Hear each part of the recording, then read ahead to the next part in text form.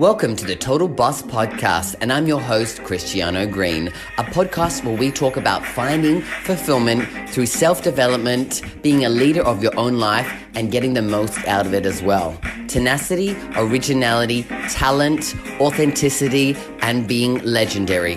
It's all about living your best life.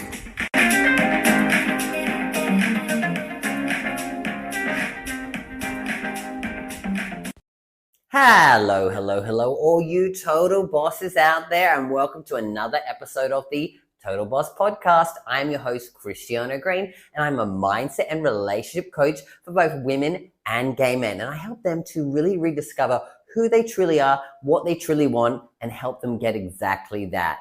Now, this week on the podcast, I really wanted to jump in and, share my story of coaching. How I got to be where I am today, how it's evolved, because I really feel it's important just to share that with you, because I love to talk about why I do what I do, because it's a real huge passion of mine. I've given my whole life towards it, and I wouldn't be here if there was certain things that happened to get me here today. So as I said to you guys, I am a mindset and relationship coach for both women and gay men. But that's kind of not really where I started. How did I start kind of getting into the coaching world? So, when I was working in the corporate world, I was running big teams of people. So the largest teams that I run was like 300 people, right? I've had some small teams of like, say, 5 to 10 people, all the way up to 50, 100, 150, 200, and of course, 300 people. Now, of course, when you're running larger teams, you have to coach people, you have to guide people, you have to mentor people, right? And so that was really where I kind of started to hone my skills as a coach, right? I had to help people through stuff that was going on that was outside of work so that they could become better at their job. So coaching them on their problems with their relationships, coaching them on problems with their family stuff, with their, with their health stuff, I was helping them to become better in their life so they could ultimately do their job better. Right? I always had the mindset of like, if I help the person, then they'll be able to, overcome what they need to overcome, instead of going, oh, how do I get them to do their job? Right? I always look at things a little bit bigger than that. Like, it's not just this person's not doing their job for whatever reason. It's there's a deeper root cause problem that's stopping them to really, to be able to do that there. And I was like, let's help people. But of course, growing up as a gay man, for myself, struggling with, growing up in a world that just, didn't accept me, especially at those times. Of course, it's getting better now, but it's nowhere near where it should be. But back then it was even harder for me.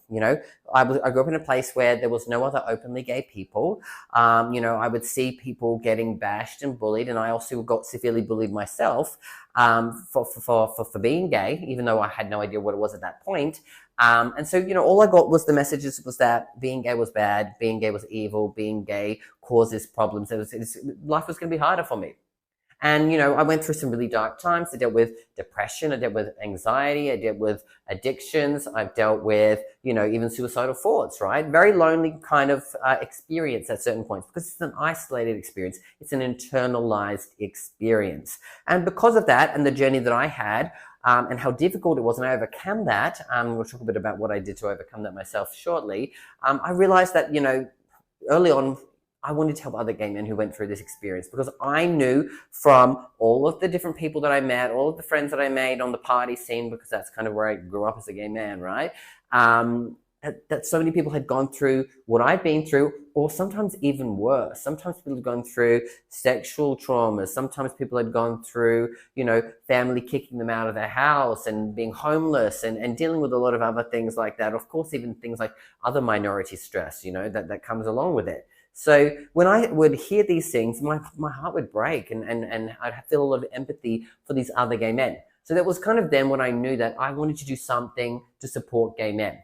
Now, back then, I just wasn't in a place to be able to do that. This is back 15 years ago when I first kind of started coming out. I was dealing with my own shit, wasn't in a place to really support other people in the way that I am today. And I had my own journey to go through of healing and transformation to do that. But I kind of knew that in the back of my mind that I really wanted to help other gay men.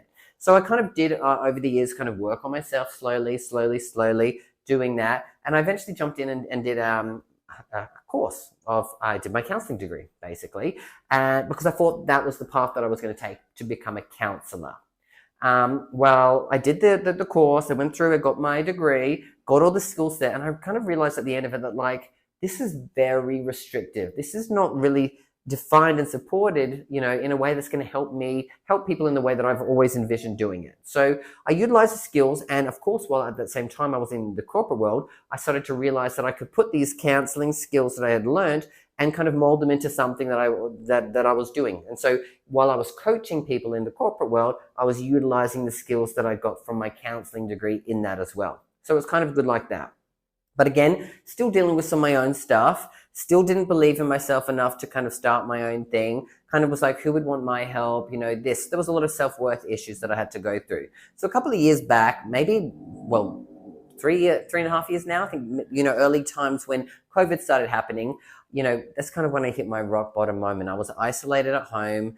I'd been struggling, overworked, and just like really down. And I was drinking heavily a lot, like pretty much to the point where like, Friday would come at 4 o'clock and I would drink all the way through till, early hours of Monday morning before I had to go to work. And sometimes then, I'd be starting Monday and I'd be even having a drink while I'm working. And then every evening at work, after work, I would drink to handle the stress. And so I was at that point where I was just like, you know what, like something needs to change. I'm not fulfilled. This has been a cycle of pattern. I've tried to mask, I've tried to do things towards it. But the real thing that I need to work on is like, what is causing me to feel this way? So what did I do at that point? I decided that I really needed to get some help. And because, we were in the middle of COVID, I was at home, there wasn't much else to do. So I decided to sign up and do all these online courses and programs that I've been wanting to do for so long. And most of these programs beforehand were only available to do in person. So I signed up to all of Tony Robbins stuff. I signed up to Brendan Burchard's stuff. I signed up to, John DeMartini, Grant Cardone. I did all these courses and they were a mixture of, life, relationships, finances, and health, and then of course, business and career. And so I learned all these different things and got myself to a place where like I was like I'd clean myself up, right? I was clean and sober. I'd gotten my health into a better place. Mentally, I was in a really good place with my mindset. I was dealing with emotions. I'd gone and hired, one-on-one coaches and joined other programs and did NLP courses, neuro-linguistics programming, which I'm now a master in as well. So when I was doing those things, I started going through these different techniques, started actually getting the results from myself and realized that, oh my God, I've healed myself by doing these things and getting support here. How can I then utilize that and put all of these different things that I've learned together to support gay men? And that's kind of when I started my coaching business. And I started by just coaching gay men. And I really wanted to help gay men to kind of, step into their uniqueness, kind of step into doing something that was maybe a dream for a long time that they'd been holding on to and that they struggled with, right? That was kind of me, where I was at. Like, I wanted to become a coach. I wanted to support gay men, have my own business for well over a decade, but I was too afraid. I didn't believe in myself enough. I struggled internally with the fact that, would anyone actually want to hire me as a coach? Would anyone want to listen to what I have to say? And the great thing about the journey that I've been on is I realized that, of course, all those things weren't true. And the truth is that, there are a lot of people who really did need help. There were a lot of people that were looking for someone who was in our community that was going to stand up and do these kinds of things. Because if we look in our community, there aren't a huge amount of people who are doing what I'm doing and supporting that. I really wish there was a lot more, and there was people who are, further ahead than me, because I could go up and ask them for support, right? But there isn't a real kind of, say, person within the LGBTQIA plus community who's a coach, who's in personal development, that's just kind of soaring, that is a leader there. So, when you're in those areas, sometimes you have to, walk the path you're own. You have to pave the way for other people to come forth as well. And, it's a tough journey at some points, but, it's a journey that I'm okay to be on. But getting out of the sidetrack, that was kind of where I started. I started helping gay men there. And then over time, as I started to get clients and work with them, I started to realize that, the real problem that gay men were having was mindset stuff. It was all down to how they saw themselves, how they saw the people around them and the world around them, and how they were interacting with that. And so I decided to evolve myself into becoming a mindset coach, because I knew that I'd worked so hard on my mindset and I was rock solid in my mindset at that point that, how can I help other gay men to improve their mindset? Because then if they improve their mindset, they're going to get the results that they want. So I moved into mindset work, and I really started to love all of that stuff. I was running events, every month. I was having, groups of gay men coming, joining me, really getting them results. And the fantastic thing is that some of them are still working with me today from those early days, which is fantastic, because they see the power of doing the mindset work to continue the growth. Because, in life, we all know that if you reach a bit of success, there's another level to get to. And when you get to here and you've dealt with all the struggles that got you here, you know that to get to here, there's going to be some more struggles. So each level comes with a new devil, is what we call it, the devil in every level. And so you have to work on the mindset everywhere. So I continue to get support. I continue to get help. And I work on my mindset on a continual basis, because I know it's important, if I'm going to continue to grow, that I need to do that as well. So I would support people doing that as well. And I love that. And I still do that, right? That's why, like I said, I'm a mindset and relationship coach. And so I was doing that for, well over a year and a half. And, and then during that time, I moved away from Sydney. I'd moved to Bali. I'd done, I continued to work on my own life, because, I thought I really wanted a happy, peaceful life. So I moved to Bali, and that's when I kind of met my partner, and I fell in love. And this was the first real relationship that I'd had. And as a gay man, I'd been wanting a relationship for so long. But I'd struggled with it, because I was struggling with myself internally. So, I was either attracting men that were on that same page, or I was obsessing over other men that were just unobtainable, that would never be, wanting me for where I was at, because we wouldn't have been a match, right? I was self-deprecating. I wasn't taking care of my body. I wasn't taking care of my mind or my heart. And so I was obsessing over guys who I felt like had all the things that I wanted. So I was kind of obsessing over the things that I wanted, but putting them into a form of a person, if that makes sense as well. So realizing that, there was these people that were a match to me for where I was at, but I just wasn't interested in them, because that's not who I was seeing myself as or wanting to be at, or obsessing over guys that were unobtainable for me at that point.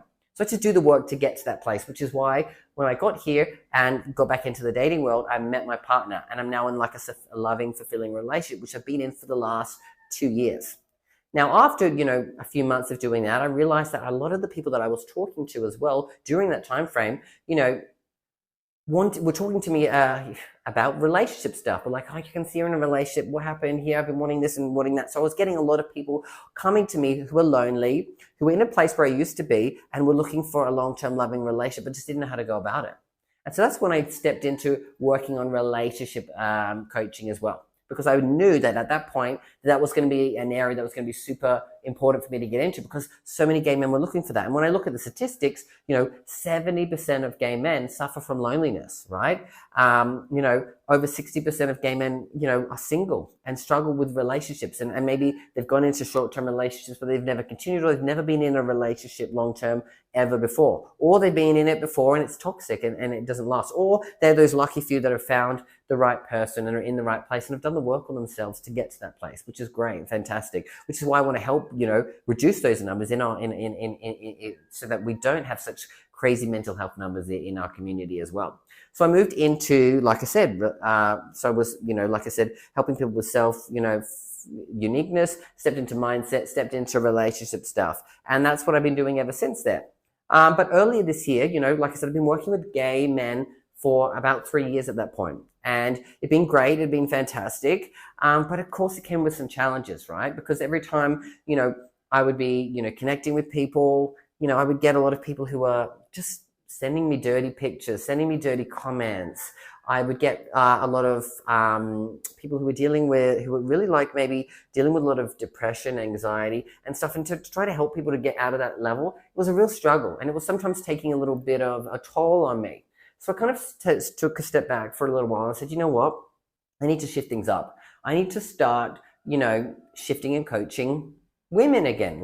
Because when I was in the corporate world, probably 80% of the people I coached were actually women. And I always had a fantastic relationship with women. I still do. I connect with them really well because I can be honest with them. We can connect on an emotional level, and they kind of take on the advice really quickly. It's there's an unwritten trust between women and gay men. And that's what I kind of felt. So I kind of decided to take a break from the gay men. I was continuing to coach the people that were there with me, but I said, you know what, for the moment, let's bring in a different energy so that I can just kind of reignite my spark, because I was feeling a bit of burnout from overworking, from getting so much coming in, and just, a lot of the stuff that I was getting was quite deep and heavy. And I was like, let's see if I can change this and maybe get something that's a little bit more light. Still helping people with mindset and relationship stuff. So I started to do that, and I've been doing that for 6-7 months now. So I did that and I focused solely on that. And then over the past, say, 1 or 2 months, I said, you know what, let's just incorporate both of them, because I know there are still gay men who are reaching out to me, and there are still women who want my support. So now, like I said, I coach women and gay men. And like I said, it's in mindset and relationship stuff. And it's all around people in their life, their relationships, and their career and business. So the main things that people come to me for, right? People have struggled with, traumas of the past, dealing with rejection, dealing with self-doubt, dealing with, judgments from other people, dealing with the low self-worth, right? And of course, in that same time frame, I'm now creating online programs. The first one I created was the Gay Men's Guide to Love and Happiness, because I really wanted to incorporate all the stuff that I'd done and put it into a program that was there for gay men, right? It's a fantastic program, and it's been getting some great results, and I love it. And like the guys that are in it are really enjoying it. So I decided now that I love to create online courses, online programs, that's kind of where I'm going to focus on that, and still work on, my one-on-one and my group coaching programs as well. But the next course I'm focused on is a fantastic one that I'm excited because I'm going to be launching it this coming week. So maybe when you hear this, it's actually going to be already launched, and it's called the 7-Day Love Reboot online course. And it's a program for both women and for gay men. It's how to help them to get over their obsessions to, say, maybe their ex, maybe it's to straight men, maybe it's to someone who just is not that into you, right? Maybe it's just someone that you're seeing and obsessing over on OnlyFans or social media, because I know that was what I used to do as well. So if you're having, obsessions and you're struggling to move on, and actually, because a lot of the time when we have these obsessions, it actually holds us back from actually finding the right connection and actually finding love. So if you're someone who's looking for love and you struggle with it because maybe you're obsessing over the wrong kind of person, then this is going to be the online course for you. So, I'll share that stuff in the link below if you're really interested in that. But that's kind of where I'm at right now. So as I said, my coaching has evolved over the last few months. I'm loving the journey that I'm on. I'm excited to keep bringing that stuff out there. I've got so many cool things that are coming out. I'm going to continue to work on lots of little courses that I find are really important, because I think that it's a great way for people to take a small course and then maybe decide that they need something more after that, because that's what many of the gay men that did the online course there, the Gay Men's Guide to Love and Happiness, they realized that, wow, like I understand how I can obtain self-love and happiness, but I need to do some stuff on my mindset. I need to do some stuff to find love, because that's really what I ultimately want. So that's kind of where it's going to be. I'm going to create courses and allow people to see that and then decide what their next step is as well. So that's kind of where I'm at. Like I said, I'm super happy. I'm super passionate. I feel like I'm completely in the right path here. And I'd really love to hear from you. Like, what path are you on? Are you someone who's also a coach doing the same kind of thing? What are you doing? Share in the comments below or message me on Facebook. What kind of work are you doing? What are you passionate about? What is your journey to getting there? Or are you like me, maybe 3, 4, 5 years ago? You have a goal, you have a dream, you have a vision of what you want to do in your life, but you're afraid to go after it because of the fears of rejection, the fears of self-doubt, the fears of judgments of other people, and the fears of it failing and not working out, and what that means to you as a person. Because of course, we all decide what meaning we give to everything that we do, and oftentimes those meanings are the things that hold us back. Because if I fail here, it means that I'm not good enough, that I'm not worthy. When in fact, when we start something new, we're never going to be an expert. We're always a beginner. So if we always come from a beginner's mindset, we're always going to be able to achieve what we need to achieve. So let's talk about that. Let's have an open conversation about what's the thing that you want to step into in your career, in your life, in your relationship, that's been, something that maybe you're afraid to voice out there. Because I want to hear from you, and I want to support you on that journey. So comment me below, reach out to me on social media. Of course, if you've got any questions around what I do, how I support people, the qualifications that I've got, all of that stuff, then share that with me, because I'd love to support you as well. And as always, I'm going to be back next week with another episode. And again, I'm going to share the details for the 7-Day Love Reboot and how you can get over your obsessions for that online program in the comments below. All right, ladies and gentlemen, you've got this and I've got you. I'll see you next week.